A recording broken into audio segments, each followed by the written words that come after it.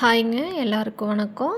இன்றைக்கி நம்ம என்ன பார்க்க போகிறோன்னா, இட்லி தோசைக்கு காம்பினேஷனான ரோட்டு கடை சால்னா தாங்க பார்க்க போகிறோம். இது வந்து இட்லி, சப்பாத்தி, புரோட்டா, தோசை இது எல்லாத்துக்குமே ரொம்ப நல்ல காம்பினேஷனுங்க. ட்ரை பண்ணி பார்த்துட்டு எப்படி இருக்குன்னு கமெண்ட்ஸில் சொல்லுங்கள். வாங்க எப்படி செய்கிறதுன்னு பார்க்கலாம். இது ரொம்ப ஈஸியான மெத்தடுங்க. நம்மளுக்கு வந்து நிறைய பாத்திரமே செலவாகாதுங்க.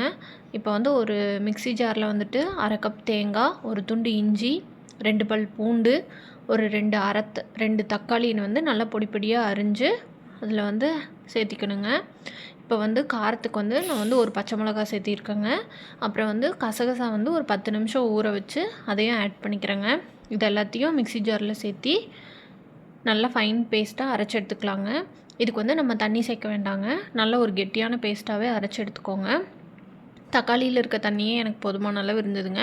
உங்களுக்கு கொஞ்சம் ட்ரையாக இருந்துச்சுன்னா, அரைக்கிறதுக்கு கொஞ்சம் கஷ்டமாக இருந்துச்சுன்னா கொஞ்சமாக தண்ணி சேர்த்து அரைச்சி எடுத்துக்கோங்க. இப்போ வந்து டைரெக்டாக நம்ம குக்கர்லேயே தாளித்து விட போகிறோங்க. ஒரு குக்கரில் வந்துட்டு ஆயில் கொஞ்சம் எடுத்துகிட்டு கடுகு போட்டு சீரகம், சோம்பு, பட்டை, கிராம்பு இதெல்லாம் போட்டு வதக்கணுங்க. கருவேப்பிலை, வெங்காயம் இதெல்லாம் சேர்த்தி நல்லா வதக்கி விட்டுறணுங்க. இதெல்லாம் நல்லா வதங்கினதுக்கப்புறமா வெங்காயம் நல்லா வதங்குறதுக்காக உப்பு சேர்த்துக்கிறேங்க. உப்பு சேர்த்து நல்லா வெங்காயத்தை வந்து நல்லா ஒரு கிளறி விட்டுருங்க. இது வதங்குற வரைக்கும் வெயிட் பண்ணலாங்க. மீடியம் ஃப்ளேம்லேயே வச்சு நல்லா குக் பண்ணுங்கள். வெங்காயம் நல்லா வதங்கி வந்ததுக்கப்புறமா மசாலா பொருட்கள் சேர்த்திக்கலாங்க. நம்ம என்னென்ன மசாலா பொருட்கள் இதுக்கு வந்து ஆட் பண்ணியிருக்கிறோன்னா, கொஞ்சம் மஞ்சத்தூள், 2 ஸ்பூன் கறி மசால் தூள், 1 ஸ்பூன் மல்லித்தூள் ஆட் பண்ணியிருக்கிறேங்க. இதை நல்லா போட்டு ஒரு பரட்டி விட்டுருங்க.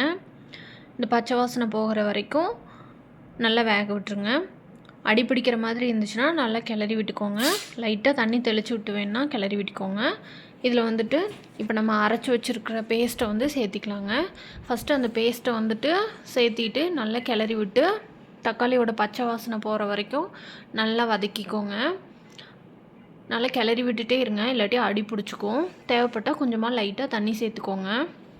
இப்போ வந்து இந்த மிக்ஸி ஜாரில் நம்ம குழம்புக்கு எவ்வளோ தண்ணி வேணுமோ அந்தளவுக்கு நம்ம தண்ணி ஆட் பண்ணிவிட்டு நல்லா ஒரு கிளறிட்டு உப்பு காரம் பார்த்துக்கோங்க.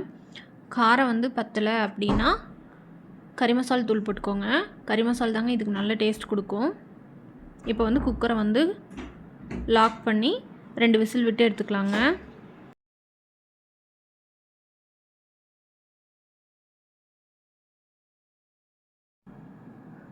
இப்போ குக்கர் வந்து விசில் வர வரைக்கும் வெயிட் பண்ணிக்கலாங்க. 2 விசில் விட்டு ஆஃப் பண்ணிவிட்டு விசில் ஆறுறக்குள்ளே ஒரு கைப்பிடி கொத்தமல்லி வந்து நான் பொடி பொடியாக கட் பண்ணி வச்சுருக்குறேங்க. இப்போ விசில் ஆறிடுச்சான்னு பார்க்கலாங்க. இப்போ விசில் ஆறிடுச்சுங்க. ஓப்பன் பண்ணும்போதே உங்களுக்கு வந்து நல்ல ஒரு ஸ்மெல் கிடைக்குங்க. இப்படி நீங்கள் குக்கரில் விசில் விட்டு எடுக்கும்போது பார்த்திங்கன்னா அந்த எண்ணெய் வந்து நல்லா திரிஞ்சிருக்கணுங்க. எண்ணெய் திரிஞ்சிருக்கும் போதே உங்களுக்கு வந்து தெரியுங்க. இப்போ வந்து இதில் வந்து ஒரு கைப்பிடி கொத்தமல்லி உள்ளே ஆட் பண்ணிவிட்டு அடுப்பை ஆஃப் பண்ணிடலாங்க. சூப்பரான சால்னா ரெடி ஆயிடுச்சுங்க. இதை ட்ரை பண்ணி பார்த்துட்டு எப்படி இருக்குன்னு கமெண்ட்ஸில் சொல்லுங்கள். கண்டிப்பாக ட்ரை பண்ணுங்கள். டெய்லி சாம்பார் வைக்கிறதுக்கு இது ரொம்ப நல்ல காம்பினேஷனாக இருக்குங்க. பாய்.